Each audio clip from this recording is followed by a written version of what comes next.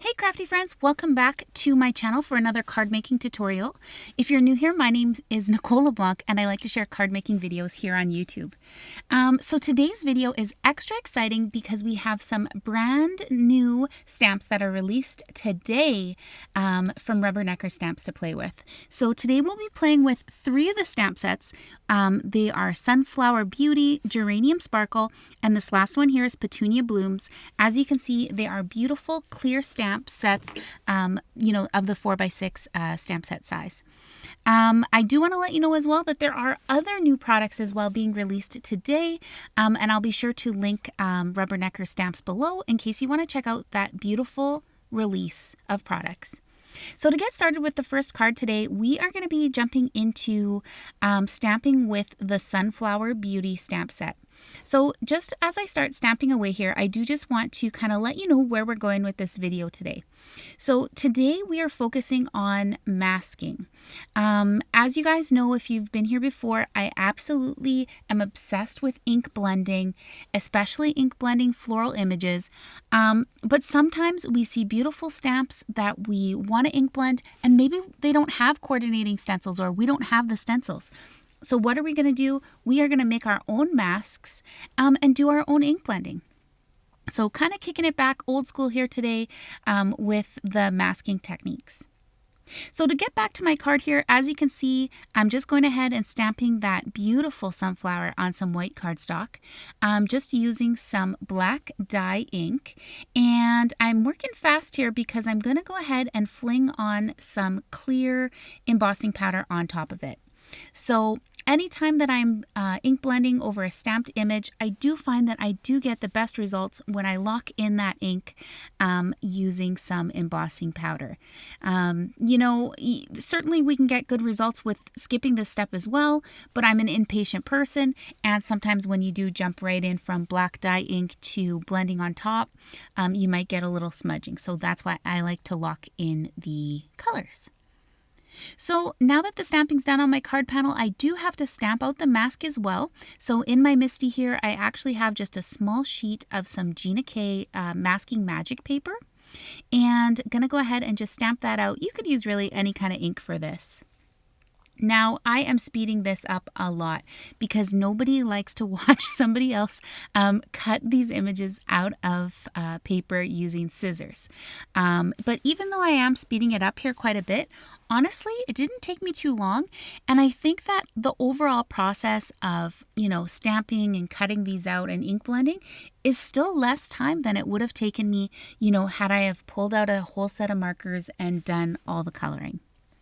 So now that that mask is prepared, I'm just going ahead, flipping it over, peeling off the release paper, trying to be as gentle as I can. I don't want to tear this stencil after I put all my hard work in to cut that out so perfectly, lining it up as best that I can, just tapping that down, making sure that it's nice and secure before I move on to any ink blending. In this particular image, there was a few little tiny sections kind of in the middle, little gaps in the floral images. So I'm just kind of going ahead, taking some reverse grip tweezers and tucking those in to fill in those little gaps. So I did also just grab some low tack tape here and mask off the edges just because I am a messy ink blender and I wanted to go ahead and preserve that crisp cardstock. So I've gone ahead here and pulled out some of these Color Fuse mini inks, also from Rubbernecker Stamps. They come in sets of 4 cubes, kind of lightest to darkest in the same tone. And I'm using I believe 3 of the sets today. So the yellow is from one set, the oranges I believe are from another, and then the greens are from a 3rd set. So as you can see here, I'm just going ahead, grabbing some blender brushes and tapping off a little bit of that excess ink because these are quite juicy, vibrant ink pads, and I don't want to leave any big blotches. So just tapping off those brushes a little bit and then bringing them into my image.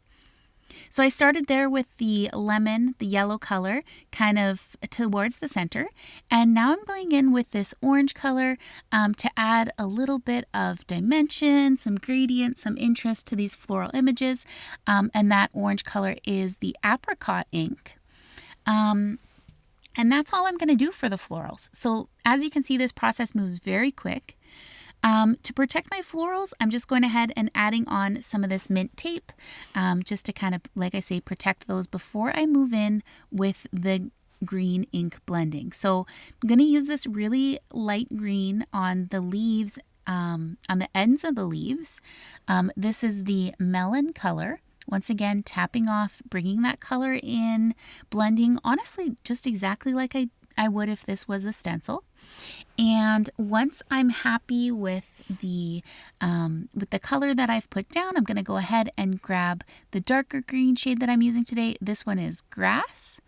And once again, applying that to my blender brush, tapping it off, and then going to go ahead and bring that blender brush over to my project. So for this darker green, I wanted the stems to be darker green and the base of the leaves to be darker green. And I did my best to preserve the lighter shade, that melon, on the tips of the leaves.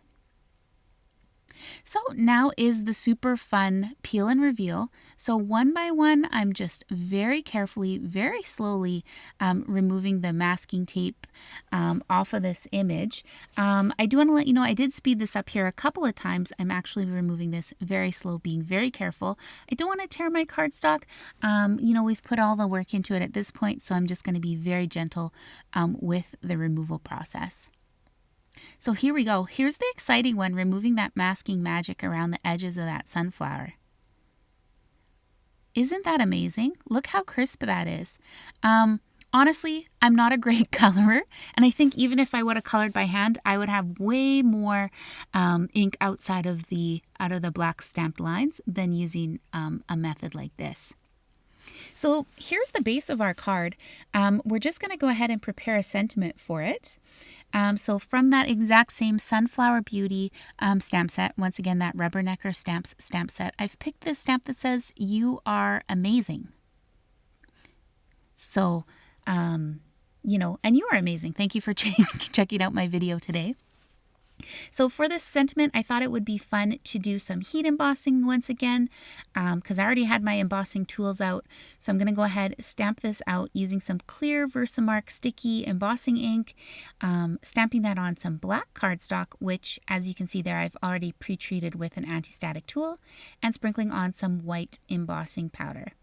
So I'm going to go ahead and just scoop that on, make sure I have a nice coating on my stamped image, bring my heat tool over, and give that a quick melt. Once that's melted, I'm just bringing the sentiment over to my paper trimmer here, and I'm just going to go ahead and trim this down, making it kind of into a cute little rectangle shape on my card. So this technique that I'm showing you right now, I'm not going to take credit for it. It's not my technique. This is a technique that I've seen from Jennifer McGuire, where she has showed us how she can use a scrap piece of cardstock to line up over the edge of our trimmer so that we can see exactly, our sentiment before we cut it out and make sure that's lined up perfectly, just to get that spacing right around the sentiment. So for the assembly here today, this is going to move really quick because I don't want to focus on assembly. I want to focus on these fun masking techniques. So as you can see here, I've gone ahead and pulled out some, just some kind of layering rectangle dies that I have.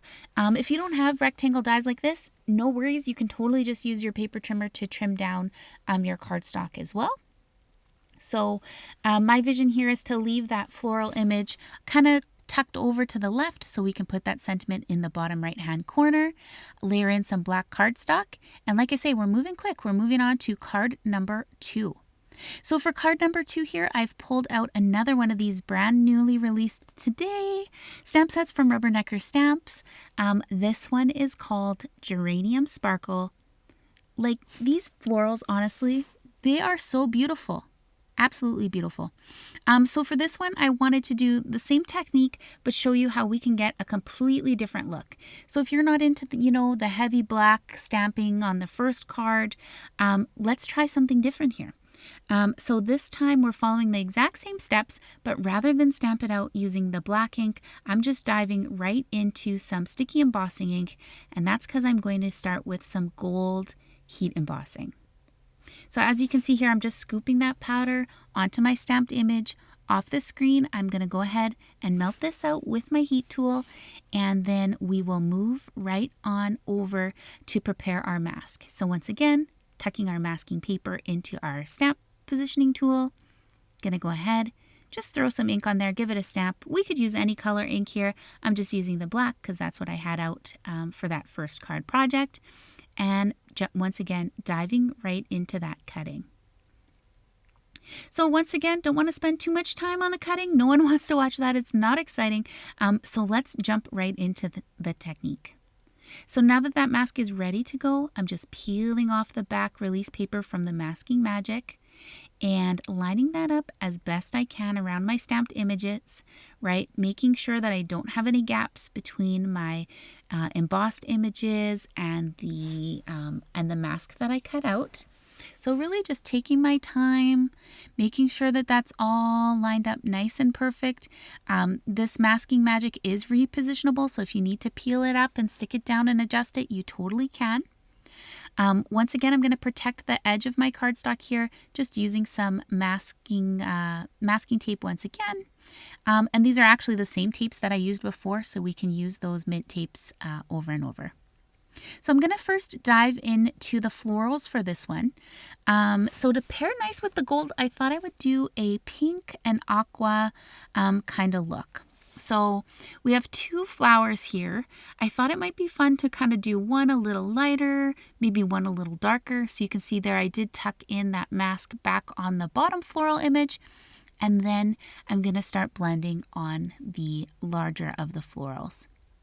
So you're going to see that this is very similar to what we just did in the last card, starting with that lightest pink shade. I want to mention here that these ink cubes, once again, they come in sets of 4, and these are sets number 5 and 9, in case you're looking on the Rubbernecker Stamps website to get these beautiful inks.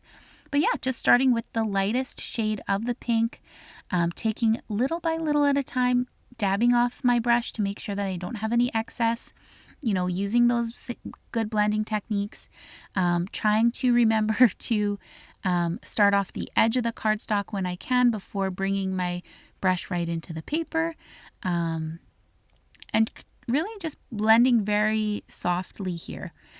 You'll see that the masking tape did peel up a little bit.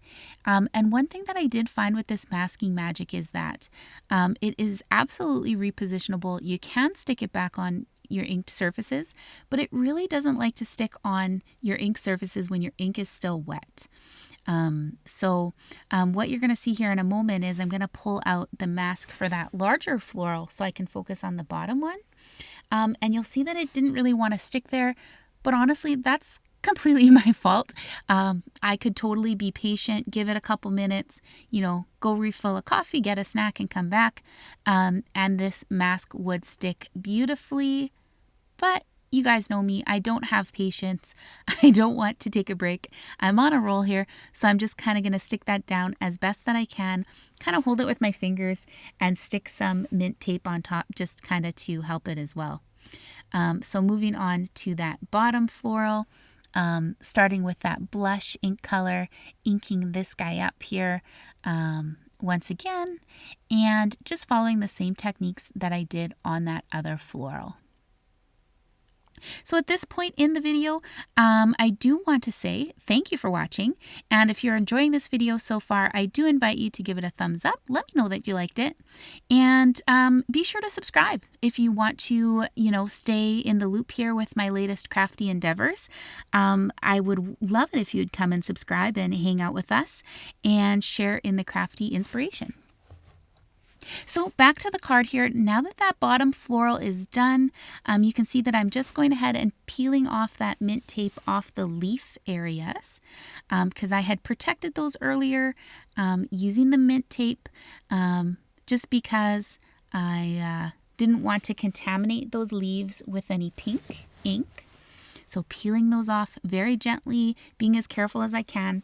You can see here that I did end up peeling off one of those teeny tiny pieces of the Masking Magic when I peeled that mint tape off. No worries, I'm just going to go back, kind of tuck it back in and stick it back on. Yeah, and then we're going to move on to these aqua colors. So for the leaves, like I say, we're going with some aqua inks. This first ink is called Beachside. It's a beautiful light blue color.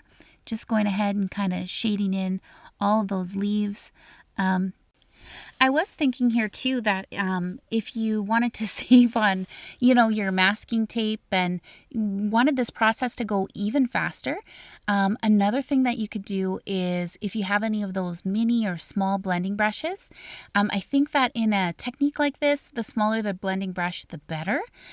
So if you had any of those, definitely we could probably even skip away the whole step of having to mask off the petals at this point, and we could just use smaller brushes and be a little bit more careful.